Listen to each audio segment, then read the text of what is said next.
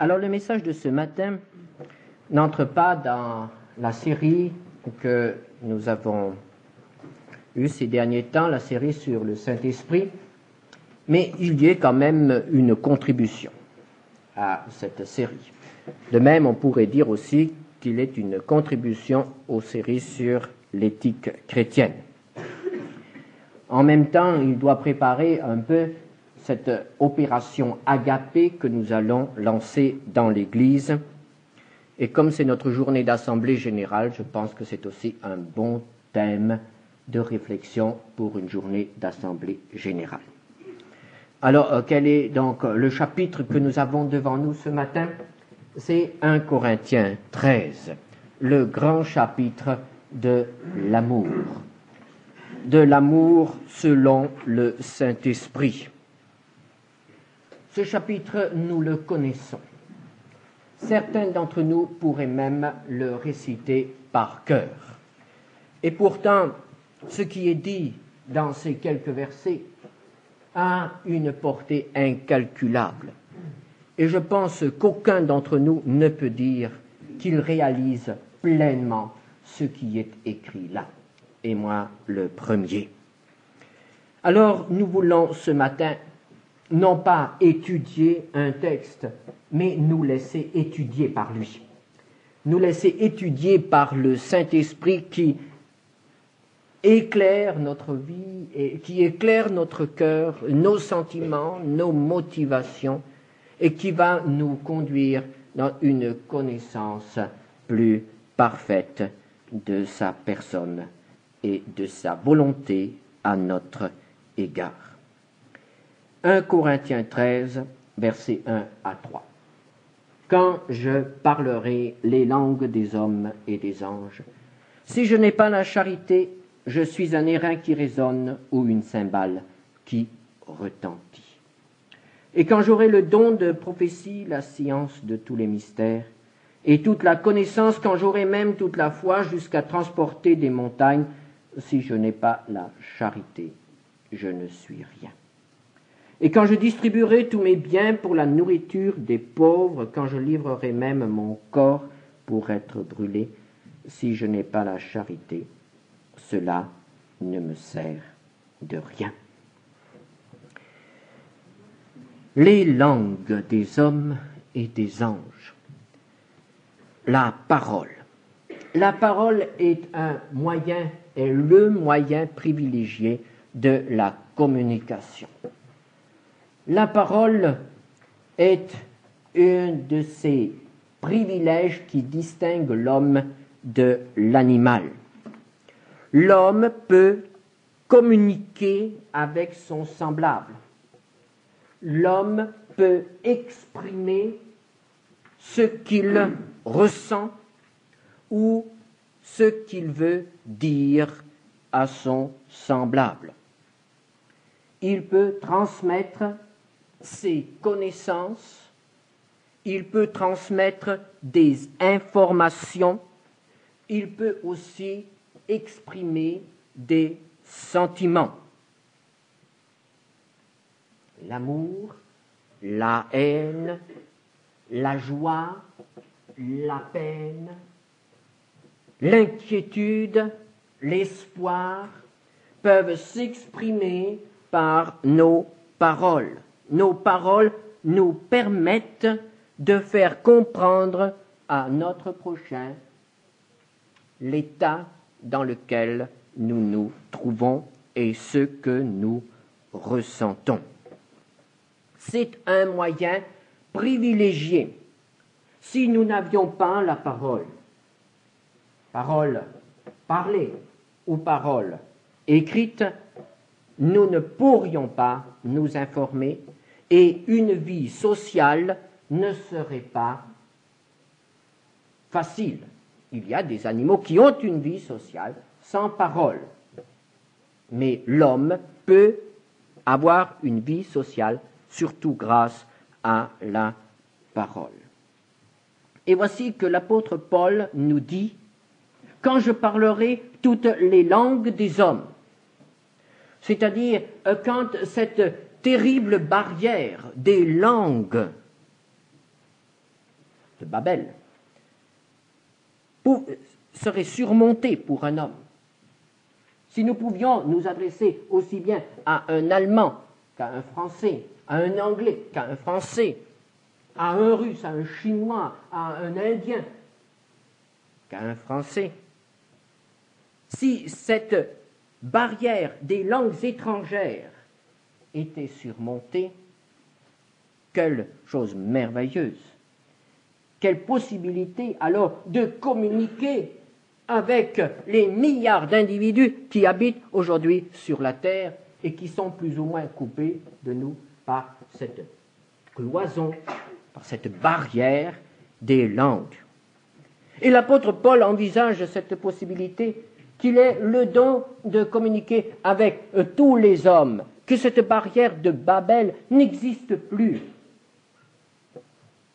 Il envisage même la possibilité de communiquer avec les anges. Si je pouvais parler les langues des anges, nous ne savons pas quelle langue parlent les anges, mais elles doivent être merveilleuses. Mais si l'apôtre Paul avait cette possibilité de communiquer aussi, ou d'entrer en communication avec ce monde des anges, s'il n'y avait aucune barrière, ni sur terre, ni au ciel, mais il dit, si je n'ai pas l'amour, je ne suis qu'un airain qui résonne, une cymbale qui retentit. Si je n'ai pas d'amour, je ne produis que des sons. La plus belle langue des hommes, le plus beau discours des hommes, la possession parfaite d'une langue, la possession parfaite de l'art oratoire n'est rien sans amour. N'est rien que des sons. Ressemble à une cloche qui tinte ou à une cymbale qui retentit. Des sons qui n'apportent rien, des sons qui ne sont que du bruit. Nous faisons parfois l'expérience de ce que l'apôtre Paul veut dire. Quand par exemple nous sommes au téléphone et que nous communiquons avec quelqu'un au téléphone, et il arrive que le téléphone déforme sensiblement la voix, alors nous entendons des mots, mais nous ne pouvons pas discerner quels sentiments sont dans ces mots. Nous ne pouvons pas discerner le sentiment qui est derrière. Et alors, je pense que vous avez été comme moi, parfois vraiment désemparés. Nous entendons les sons, nous comprenons les mots, mais nous ne pouvons pas définir les sentiments de la personne qui nous parle. Et à ce moment-là, nous découvrons que les mots nous apportent une communication absolument imparfaite, incomplète. Les mots à eux seuls ne suffisent pas quand on ne sait pas ce qu'il y a derrière. Et on pense à ce texte des Proverbes 27, verset 19, « Comme dans l'eau le visage répond au visage, ainsi le cœur de l'homme répond au cœur de l'homme. » Nos paroles, si elles veulent transmettre un message, si nous voulons que nos paroles apportent quelque chose à celui qui les entend et qui les écoute, il faut qu'elles portent aussi notre amour, qu'elles soient émises avec amour. Et je dirais que l'énergie qui donne la vie à nos paroles, c'est l'amour. Et nous n'atteignons rien, nous n'atteignons aucun but positif, selon Dieu, s'il n'y a pas l'amour. Si nos paroles ne sont pas portées par l'amour. Alors essayons de faire le point à cette première constatation. Dans notre vie de tous les jours, combien de mots, combien de paroles prononçons-nous sans amour? En cours de journée, dans nos rapports professionnels. Évidemment, on ne peut pas toujours aimer profondément son patron ou son chef de bureau, mais quand même, une certaine sympathie, une certaine chaleur est nécessaire, sinon ça devient un enfer. Et dans la famille, les paroles. Oh, nous pouvons dire bien des choses à notre femme, à notre mari. Nous pouvons parler longtemps. Mais que se passe-t-il? Il y a des couples qui arrivent à cette constatation. On n'a rien à se dire. Ou bien il ne me parle pas. Et le mari dit, mais si que je lui parle. Il émet des mots, mais sa femme n'entend que des sons et ne reçoit pas de message. Et c'est pourquoi qu'elle dit, il ne me parle pas, il n'a rien à me dire, on n'a rien à se dire. Et voilà que le silence s'installe, car on ne va pas s'efforcer à n'écouter que des sons. Et dans l'Église, dans nos rapports entre nous, est-ce que nos paroles portent parce qu'il y a l'énergie de l'amour? Est-ce que vous pouvez recevoir les paroles des autres parce qu'il y a quelque chose qui ouvre la porte de votre cœur? Est-ce que vous avez cette énergie de l'amour qui permet de renverser certaines barrières de distraction ou d'indifférence chez votre voisin? Que de paroles inutiles.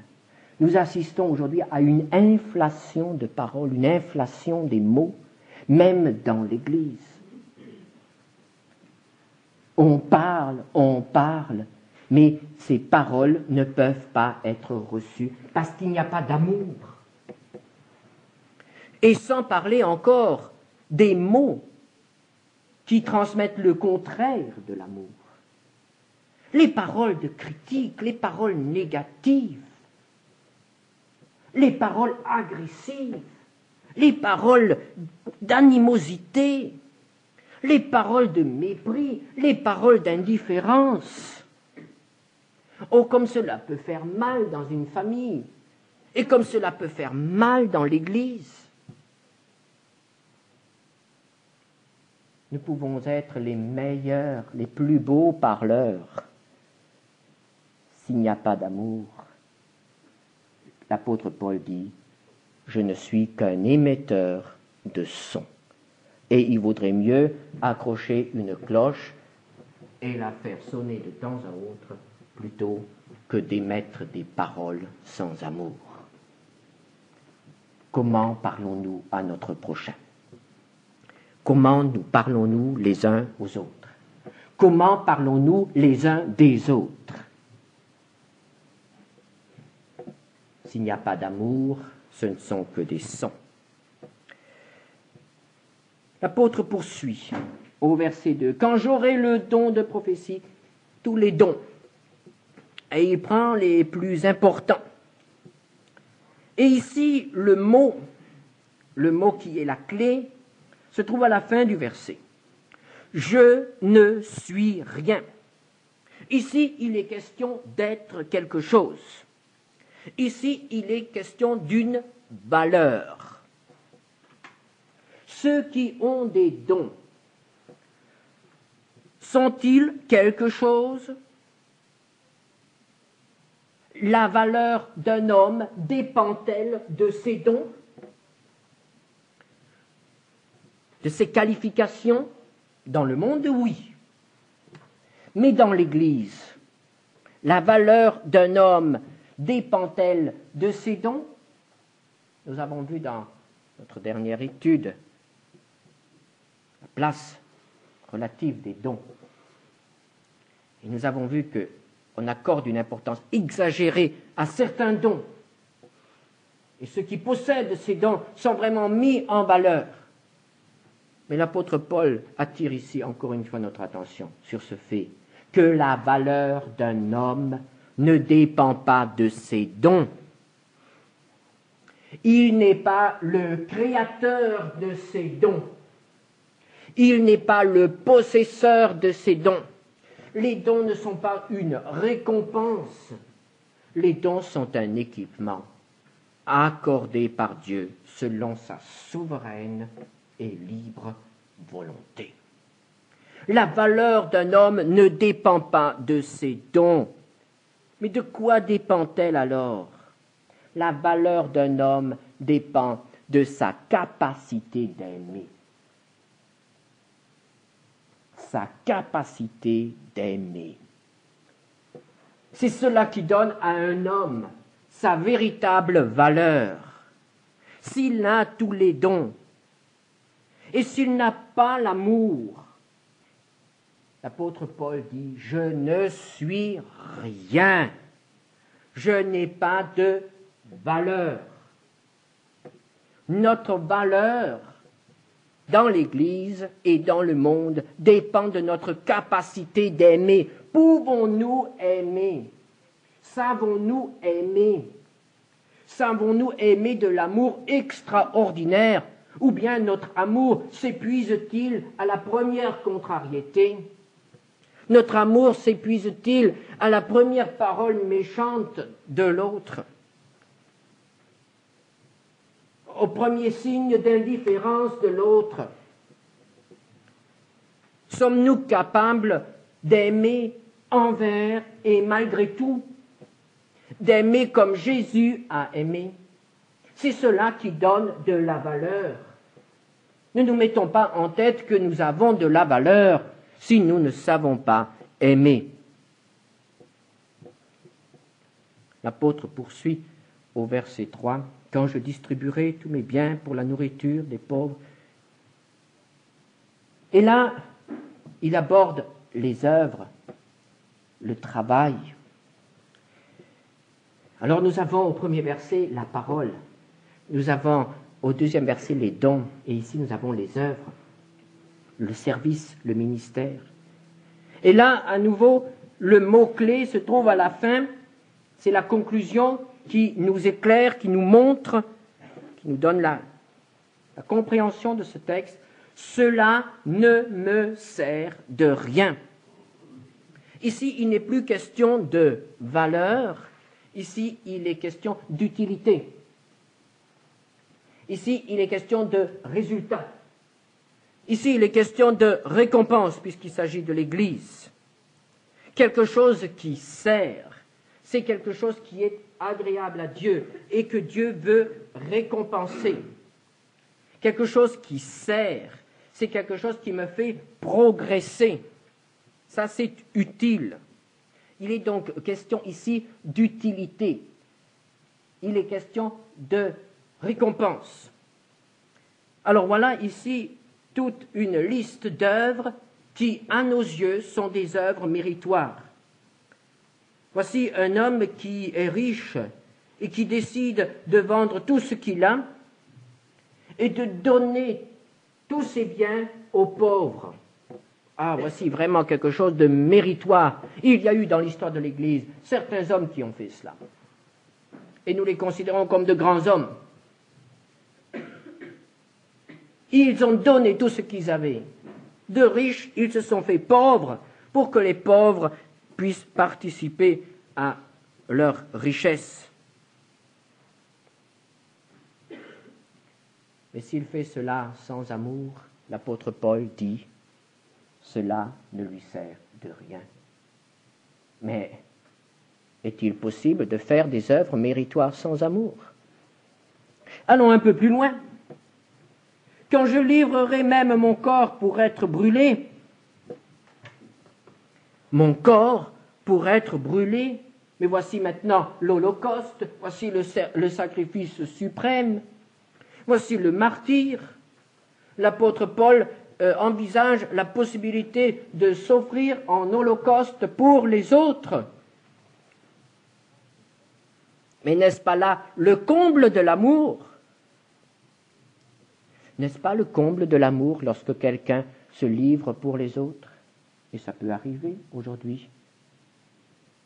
Un enfant qui sacrifie son avenir pour soigner ses parents âgés. Un jeune qui sacrifie son avenir pour le service du Seigneur. Une mère qui se sacrifie pour ses enfants. Un mari qui se sacrifie pour sa femme, une femme qui se sacrifie pour son mari. Dans l'Église, des serviteurs qui se sacrifient pour l'Église. Mais ce sont des réalités, ça existe aujourd'hui, heureusement. Mais est-ce qu'il est possible de faire ces choses par amour? Plutôt sans amour? Mais oui, mais oui.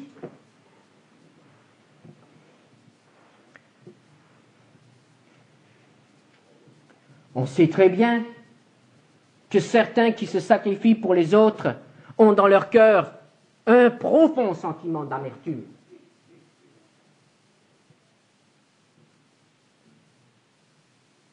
Parce qu'ils considèrent qu'ils se sacrifient par devoir. C'est par devoir qu'ils le font. Ou bien par faiblesse, parce qu'ils n'osent pas dire non. Parfois par orgueil, parce qu'ils veulent être considérés comme les victimes, parce qu'ils aiment qu'on les plaigne, qu'on les prenne en pitié, et qu'on dise « Ah, quel dévouement! Si tous étaient comme elle !» Parfois c'est aussi pire encore, par masochisme, par esprit de destruction de soi-même. Et alors là, évidemment, nous abordons un autre problème. Mais il est capable d'endurer les plus grands sacrifices sans amour. Combien de drames dans la vie de ceux qui se sont sacrifiés. Oh, combien leur fin d'existence est parfois terrible. Ce sont les sacrifiés, remplis d'amertume, parce qu'ils ont passé toute leur vie à côté d'un mari incroyant, ou qui ne les a pas compris, ou parce qu'ils se sont sacrifiés pour une mère exigeante, ou que sais-je encore. Ils se sont sacrifiés, mais quel massacre dans leur vie. Pourquoi? Parce qu'il n'y avait pas l'amour. Parce qu'il n'y avait pas l'énergie qui permet le sacrifice. Parce qu'il n'y avait pas l'amour. Et voilà que le verdict tombe. Et au jour du tribunal de Christ, le Seigneur dira à cette âme qui s'est donnée toute sa vie pour les autres, cela ne te sert de rien. Quel drame! Il aurait mieux valu qu'elle mette fin au sacrifice si elle ne trouvait pas la capacité d'aimer. Des œuvres méritoires inutiles. Frères et sœurs, quelles sont nos motivations de service? Pourquoi acceptons-nous certains sacrifices? Pourquoi sommes-nous au service du Seigneur dans l'Église ou dans une œuvre? Pourquoi? Quelles sont les motivations profondes de ce que nous faisons, des sacrifices que nous endurons? Si nous pouvions y mettre fin, tout en restant sauf dans l'honneur, tout en évitant de perdre la considération des autres, est-ce que nous ne le ferions pas? Quelles sont nos motivations profondes, même dans le mariage? Certains sacrifices dans le mariage. Est-ce l'amour ou est-ce autre chose? Si c'est autre chose, frères et sœurs, nos sacrifices sont inutiles. Arrêtez. Vous gâchez tout. Vous perdez votre vie. Si nous n'avons pas la force d'aimer, cela ne sert de rien. C'est ce que l'apôtre Paul nous dit. Toutes nos œuvres, tous nos sacrifices, nos souffrances même ne servent à rien. Est-ce l'amour de Dieu qui nous motive?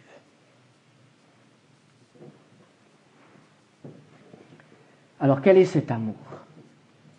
L'apôtre Paul en parle au verset 4 et 7, et il fait une description. Il nous dit, on pourrait faire 2 colonnes et dire, voilà, d'un côté ce que l'amour n'est pas, et de l'autre côté ce que l'amour est. Alors, prenons d'abord ce que l'amour n'est pas, au verset 5. Il ne cherche point son intérêt. Verset 4.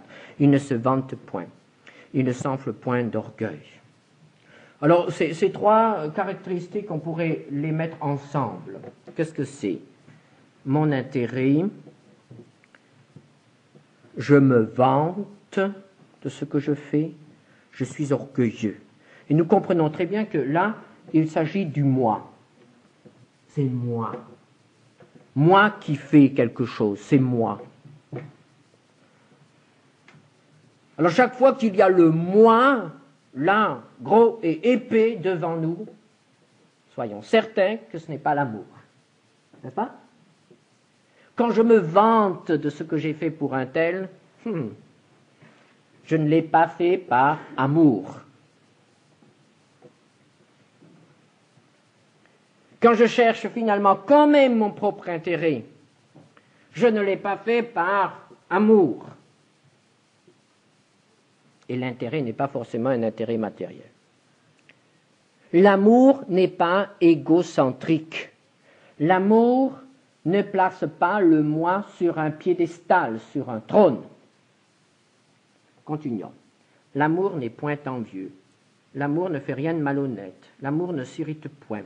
L'amour ne soupçonne point le mal. L'amour ne se réjouit pas de l'injustice. Là, à nouveau, nous pouvons mettre tout ça, faire un ensemble avec tout cela et dire l'amour ne veut pas de mal. L'amour n'est pas malveillant. Lorsque j'ai de l'envie dans mon cœur à l'égard de quelqu'un, ce n'est pas l'amour. Lorsque je m'irrite, ce n'est pas l'amour qui me dicte cela.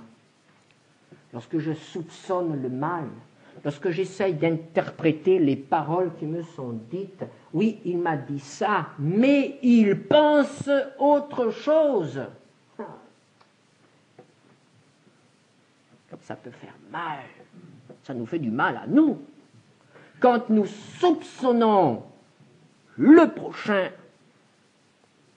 l'amour ne se réjouit pas de l'injustice.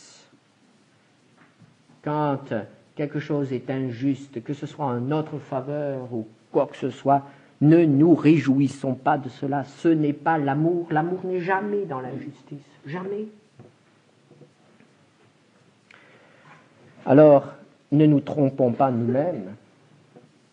Est-ce que nous connaissons ce qu'est l'amour? Et s'il y a ces sentiments en nous, s'il y a ces soupçons, s'il y a cette irritation constante, s'il y a cette malveillance envers les autres ou envers quelqu'un, alors ne nous trompons pas, ne disons pas que nous aimons. L'amour n'est pas la source de l'irritation et des soupçons. L'amour, ce n'est pas la source de la malveillance. Voilà ce que l'amour n'est pas. Qu'est-ce que l'amour est? Qu'est-ce que l'amour produit? En première ligne ici, verset 4, la charité est patiente. La patience. Ce n'est pas notre force, la patience. Comme il faut peu de choses pour que nous la perdions, cette patience. Il suffit que notre prochain mette un peu plus de temps que nécessaire pour comprendre ce que nous voulions lui dire. Et c'est parti. Il suffit que notre prochain dise une parole de trop, et c'est reparti. Et très souvent, nous n'arrivons plus à l'arrêter, cette impatience. Et si nous aimions, nous serions patients. Et l'apôtre éclaire un peu cette patience quand il dit à la fin, elle excuse tout, elle croit tout, elle espère tout. Et avez-vous lu la fin? Elle supporte tout. Elle supporte tout. Quelle est notre capacité de supporter les autres? Quelle est notre capacité de supporter les contrariétés, les difficultés de la vie? Quelle est notre capacité de supporter les obstacles dans notre vie? Parfois, un simple feu rouge nous fait trépigner d'impatience. Ne parlons pas d'un bouchon sur l'autoroute. L'impatience. La charité est patiente. Mon frère, avez-vous de la patience pour votre femme? Mes sœurs, avez-vous de la patience pour votre mari? Pour vos enfants? Avez-vous de la patience pour vos parents, quel que soit leur âge? La clé, c'est l'amour. Il ne faut pas chercher ailleurs. L'amour est bienveillant, plein de bonté. Le contraire donc de malveillant. Celui qui est animé par l'amour, mais il veut le bien de l'autre. Il veut le bien de l'autre. Et il se casse un peu la tête pour savoir ce qui pourrait lui faire plaisir. Est-ce que vous avez essayé de faire plaisir à quelqu'un cette semaine? Vous pouvez dire, oh, ça ne vaut pas la peine que je lui fasse plaisir, il ne s'en aperçoit pas. Je lui ai bien repassé sa chemise, mais il a renversé la pile. Il ne s'en aperçoit pas. Mais continuez quand même, et un jour il s'en apercevra. Ou elle s'en apercevra. Essayez de faire plaisir à quelqu'un. Essayez de rendre service à quelqu'un. Essayez de faire du bien à quelqu'un. L'amour est bienveillant. Et je dirais même, l'amour est une ferme volonté de faire quand même le bien. Ah, tu me veux du mal? Ben non, je te fais du bien. Et pas pour me venger, mais simplement parce que je t'aime. Et un jour, peut-être que tu m'aimeras aussi. C'est ça. C'est ça. Et l'apôtre Paul est allé jusqu'à dire que en aimant quelqu'un, on risque, en aimant vraiment quelqu'un, on risque de perdre son amour pour nous. Alors ça, évidemment, c'est un peu difficile, mais c'est là que se mesure l'amour véritable. 2 Corinthiens 12, verset 15. Pour moi, je dépenserai très volontiers et je me dépenserai moi-même pour vos âmes. Dussé-je, en vous aimant davantage, être moins aimé de vous? Évidemment, si on veut à tout prix que les autres nous aiment et nous apprécient, alors on évitera peut-être de leur dire non. On évitera peut-être de les contrarier. Mais il y a des moments où l'amour nous dicte le non. Il y a des moments où l'amour nous dicte une attitude un peu plus ferme. Et si nous ne sommes pas capables d'adopter cette attitude un peu ferme, c'est que nous n'aimons pas vraiment l'autre. Nous nous aimons nous-mêmes. Nous abandonnons pour avoir la paix. Mais l'amour véritable nous fait parfois aussi nous opposer à quelqu'un. Si des parents aiment vraiment leurs enfants, ils ne diront pas toujours oui à tous leurs désirs. Il faut aussi une fois dire non, quitte à entendre notre fille ou notre fils nous dire « tu ne m'aimes pas ». Si je t'aime, sans ça je ne te dirai pas non. Si je ne t'aimais pas, je te dirais maintenant oui. Fais ce que tu veux. Hein? Et si je t'aime vraiment, je te dis non. Tape du pied si tu veux, mais c'est quand même non. Parce que je t'aime. Et je ne veux pas ton amour de maintenant, je veux ton bien durable. Et c'est pour cela que je te dis non. Et dans l'Église, c'est la même chose. Et dans le monde, ça doit aussi être la même chose. Il faut aussi une fois savoir dire non. Le chrétien n'est pas un être faible. Il doit se faire respecter parce qu'il aime l'autre. Parce que ça ne grandit pas l'autre s'il exploite son prochain, même s'il est chrétien. Il faut savoir dire non par amour pour l'autre et par respect pour l'autre, même si ça le fâche. Alors, l'amour est aussi vrai. L'amour se réjouit de la vérité. Tout ce qui est vrai réjouit l'amour. Et l'apôtre Jean nous dit, l'amour est de Dieu. Oh, l'amour, cet amour-là ne peut pas venir du cœur de l'homme. Nous sommes absolument incapables de le produire. L'amour est de Dieu. Chapitre 4, verset 7. Bien-aimés, aimons-nous les uns les autres, car l'amour est de Dieu. Et quiconque aime est né de Dieu et connaît Dieu. Celui qui n'aime pas n'a pas connu Dieu, car Dieu est amour. L'amour de Dieu a été manifesté envers nous, en ce que Dieu a envoyé son Fils unique dans le monde, afin que nous vivions par lui.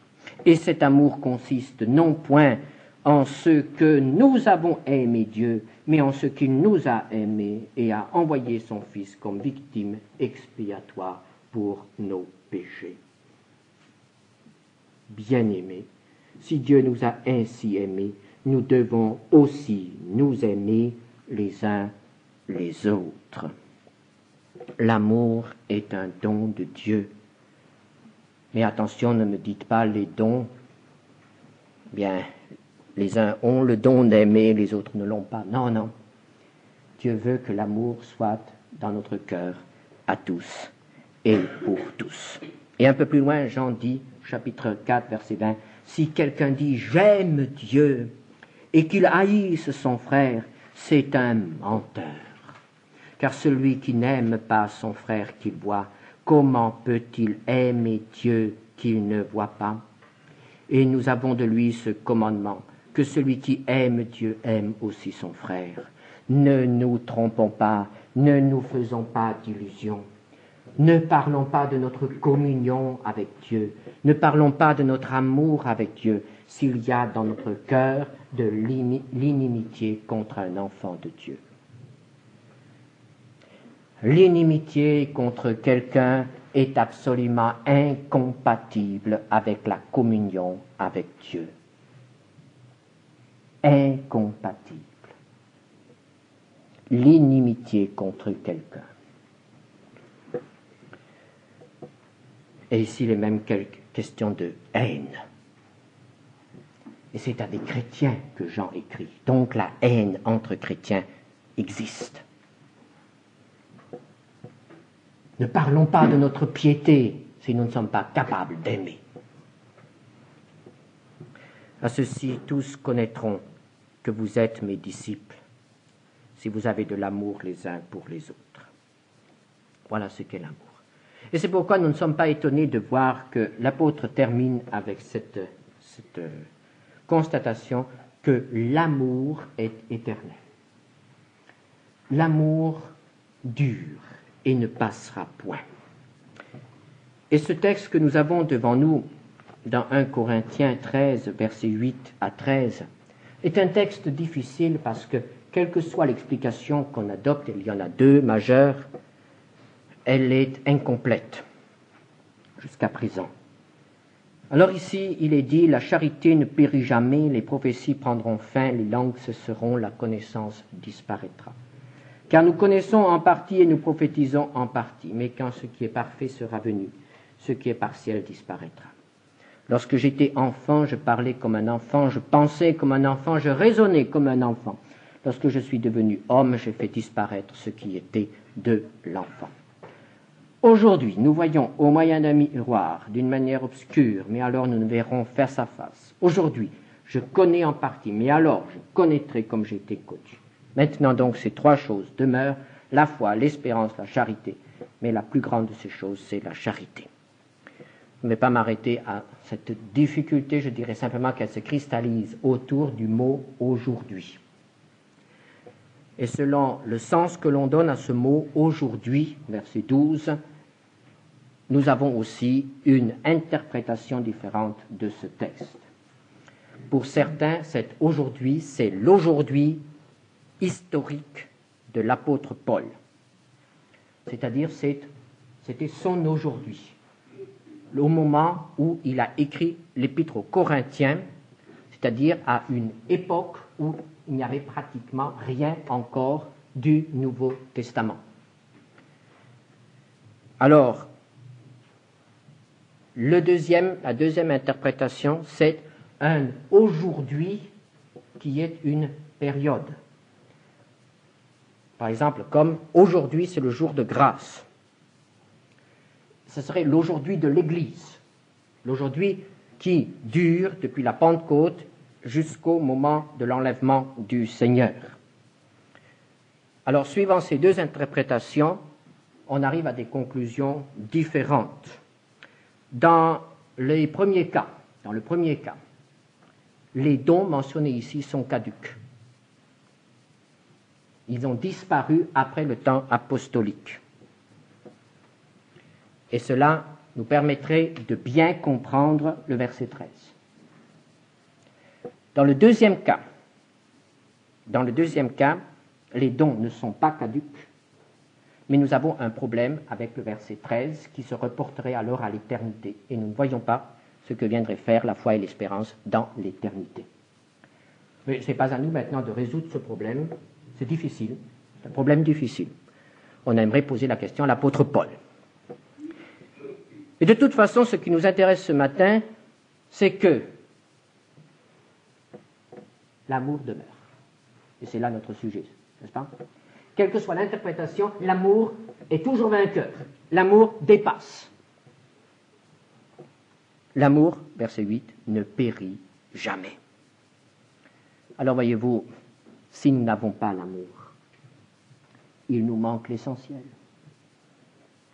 Nous pouvons avoir beaucoup de choses, mais s'il nous manque l'amour, nous n'avons rien.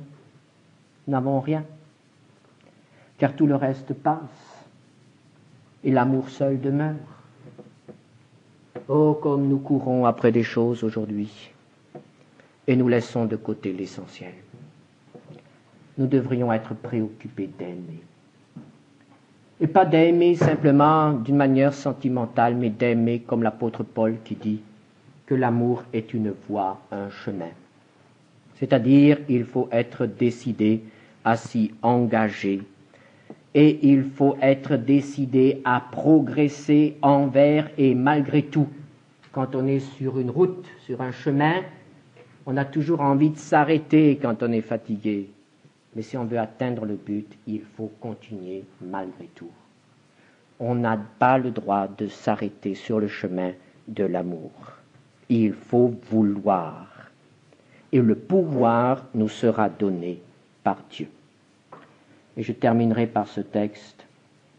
Je connais tes œuvres, ton travail et ta persévérance. Je sais que tu ne peux supporter les méchants, que tu as éprouvé ceux qui se disent apôtres et qui ne le sont pas, et que tu les as trouvés menteurs, que tu as de la persévérance, que tu as souffert à cause de mon nom, et que tu ne t'es point lassé. Mais ce que j'ai contre toi, c'est que tu as abandonné ton premier amour. Souviens-toi donc d'où tu es tombé. Repens-toi et pratique tes premières œuvres. Sinon, je viendrai à toi, j'ôterai ton chandelier de sa place, à moins que tu ne te repentes. Tu as pourtant ceci, c'est que tu hais les œuvres des Nicolaïtes, œuvres que je hais aussi. Que celui qui a des oreilles entende ce que l'Esprit dit aux églises. À celui qui vaincra, je donnerai à manger de l'arbre de la vie qui est dans le paradis de Dieu. L'amour, c'est la vie. Sans amour, il n'y a pas de vie dans nos